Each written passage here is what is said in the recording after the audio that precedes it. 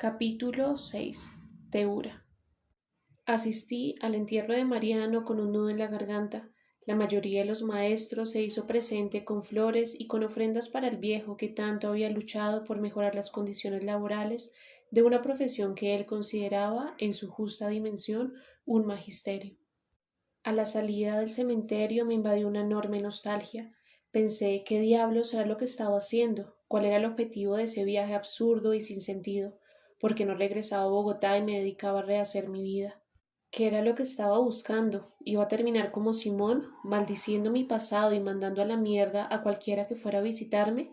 ¿Qué era lo que me había sacado de Bogotá, de mi casa y de mí mismo? ¿Qué fuerza era esa? ¿Detrás de qué estaba corriendo? Como es obvio, no supe cómo responderme esas preguntas. Lo único claro es que sentía la necesidad de seguir sin mirar atrás, de moverme, de desplazarme hacia una meta desconocida y por ahora invisible. Regresé al restaurante de Candela a pie y con las manos entre los bolsillos. Esa misma noche empaqué la maleta y me despedí de Candela. Prometo escribirte, le susurré al oído mientras la abrazaba. Ojalá, corazón, dijo ella colmándome de besos. Quiero pedirte un favor. Dime. Guárdale esto al viejo por ahí, pedí en voz baja y le entregué las fotografías de Mercy. ¿Qué es esto? El amor de Mariano. ¿Esto fue lo que le sacaste del pantalón? Sí. Pero si esta mujer lo abandonó y fue una miserable con él, dijo Candela indignada y en su tono de voz herido, revanchista. Adiviné una sombra de celos que la atormentaba. Quizá lo había amado en silencio y sabía que el recuerdo de ella se interponía entre los dos. Él la quería así.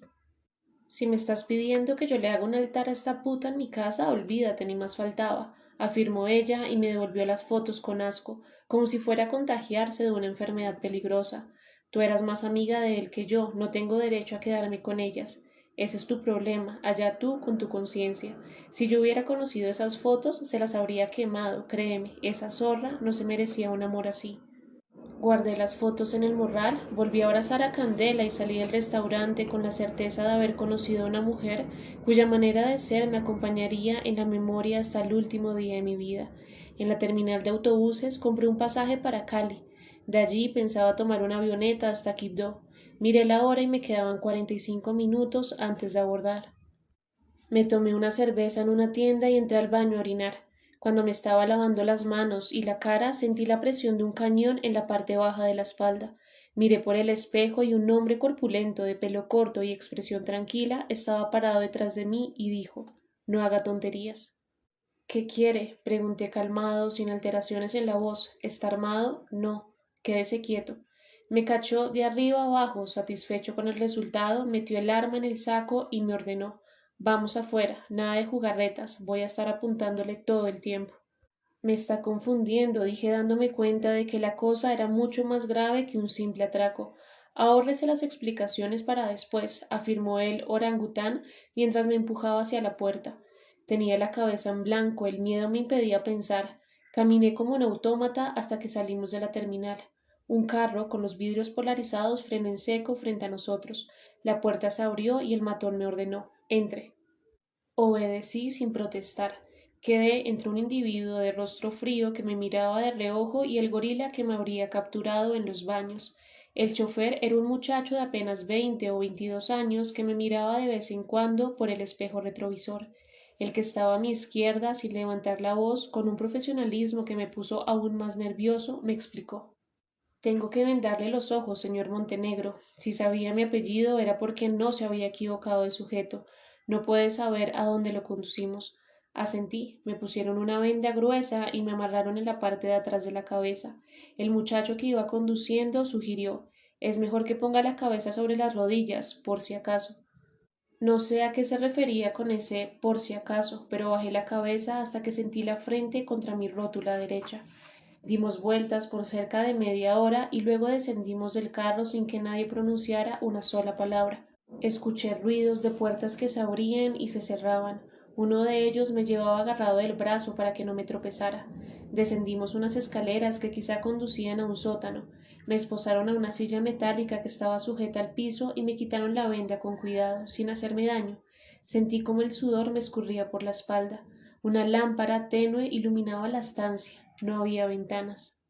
El hombre que había viajado en el auto a mi izquierda empezó a pasearse de un lado para otro con parsimonía, sin mostrar nerviosismo, midiendo la situación. Al fin dijo: Señor Montenegro, lamentamos tener que retenerlo de esta manera. Créame que para nosotros, como para usted, es una situación muy desagradable, pero los últimos sucesos nos han obligado a tomar medidas más radicales. Usted me comprende.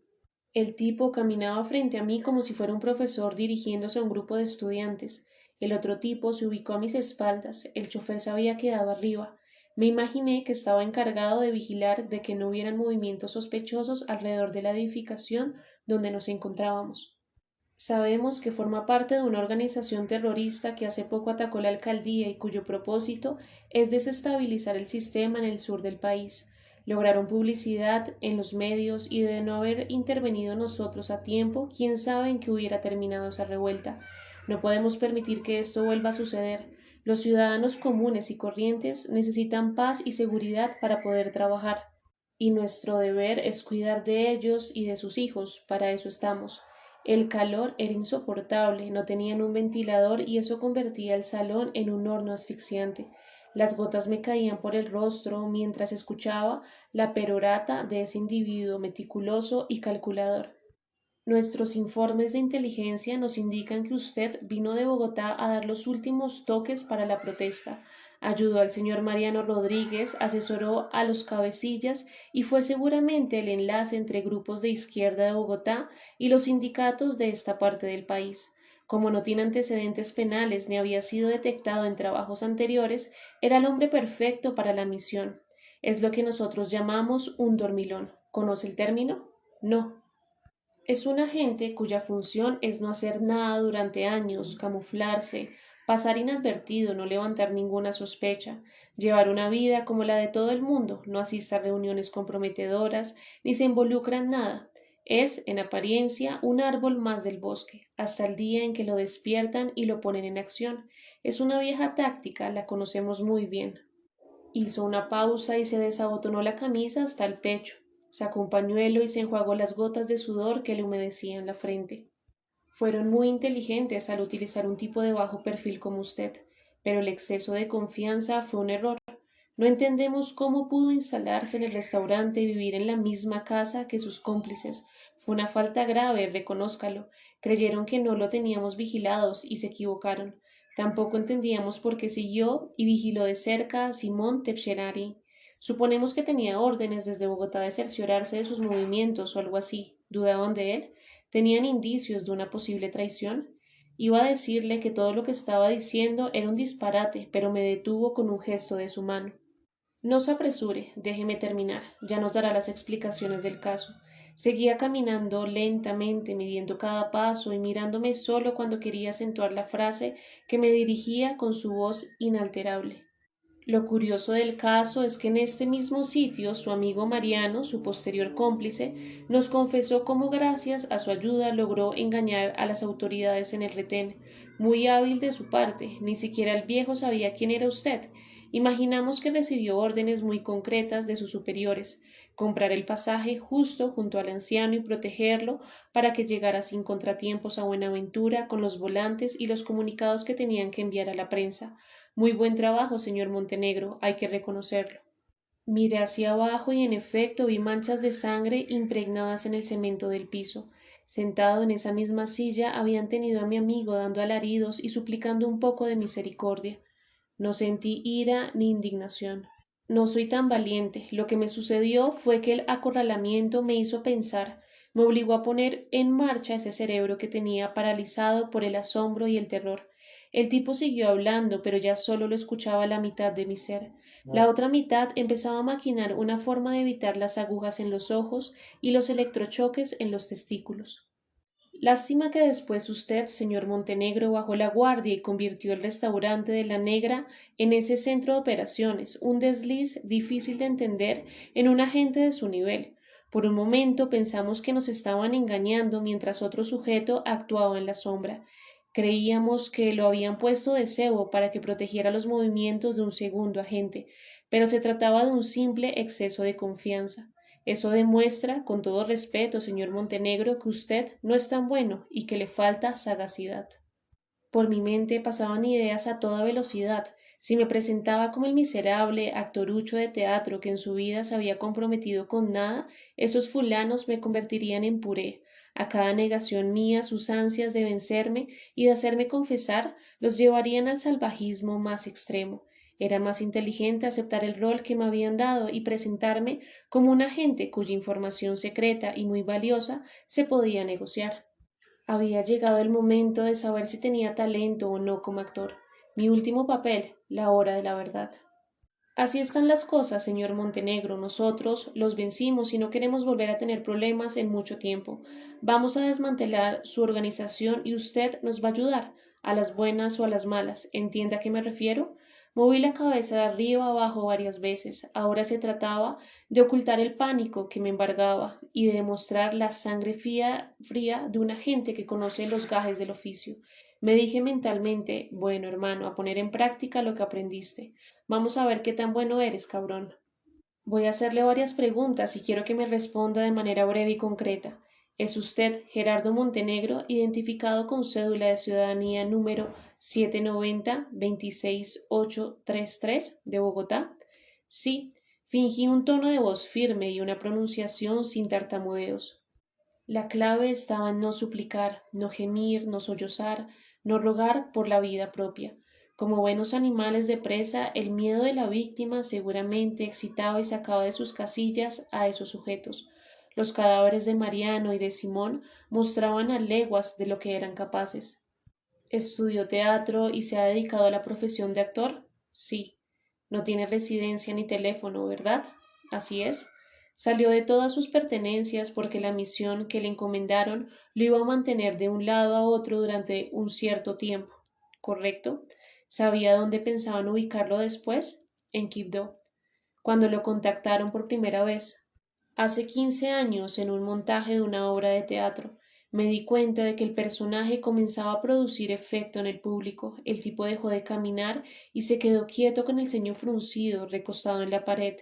¿Qué organización lo contactó? La Unión Patriótica. Era obvio que los malparidos de las FARC estaban detrás de todo esto, afirmó golpeando el muro con el puño. Se sabía que las Fuerzas Armadas Revolucionarias de Colombia patrocinaban un movimiento político legal llamado Unión Patriótica, el cual, por cierto, había sido exterminado casi en su totalidad. Habían asesinado a más de 3.000 de sus integrantes, un caso único en el mundo. El resto aguantaban como podían una existencia miserable. Habían regresado a las filas de la guerrilla o habían pedido asilo político en el extranjero. Mis mentiras no podían causarles ningún daño. El interrogatorio continuó. ¿Le explicaron que lo querían alejado para algún trabajo especial en el futuro? Sí. ¿Por qué me dijo que no era un dormilón? Lo que le dije es que no conocía el término de ustedes. Nosotros le decimos zombies. Andan por ahí, a la deriva, hasta que les dan el antídoto.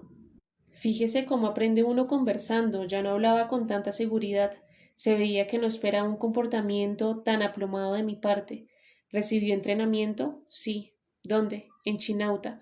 Algunos amigos míos que se habían militado en la izquierda habían recibido las lecciones básicas en ese pueblo cerca de Bogotá. Sí, conozco la sede. Luego lo dejaron llevar su vida tranquilamente, me imagino. ¿Cada cuánto tiempo se ponían en contacto con usted? Cada 6 meses por correo, en los últimos años por Internet. Mensajes en clave, por supuesto. Claro.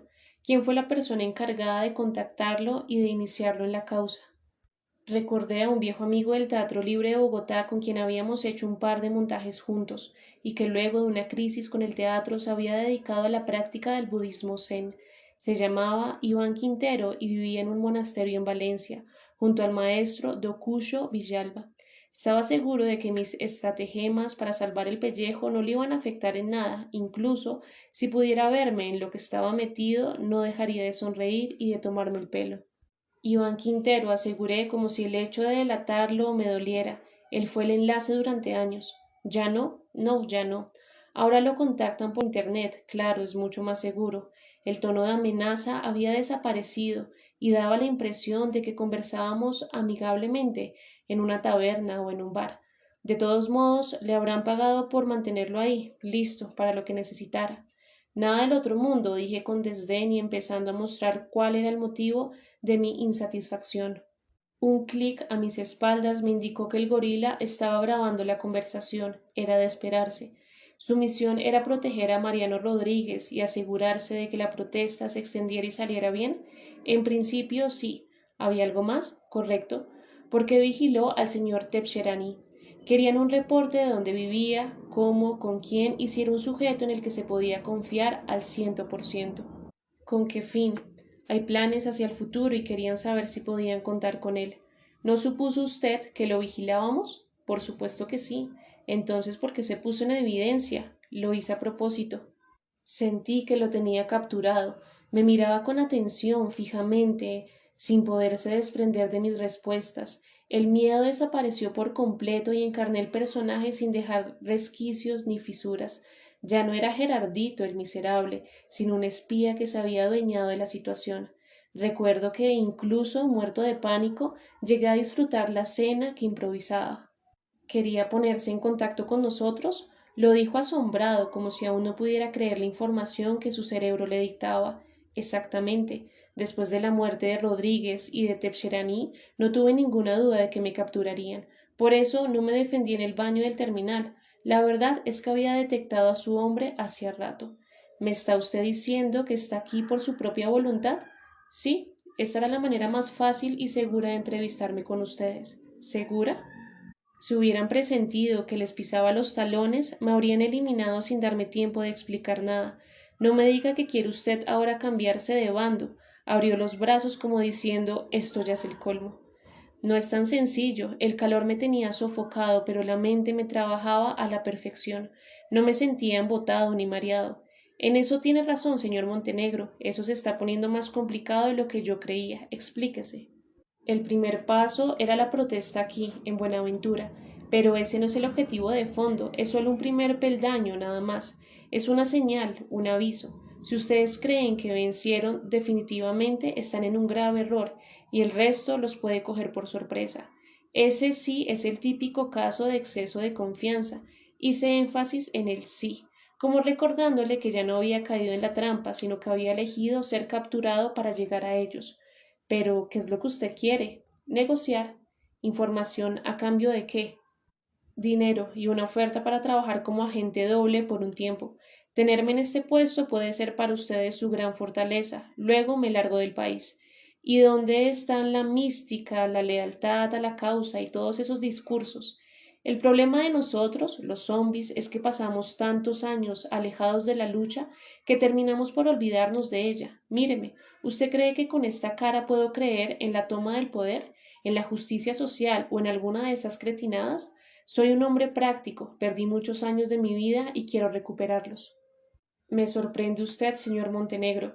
Voy a tener un hijo. No sé dónde diablos me llegó eso a la cabeza. Fue un exceso de velocidad de mi propio inconsciente. Desconozco si usted es padre o no, pero eso nos cambia las coordenadas. Los puntos de referencia no tengo nada para ofrecerle a mi primogénito.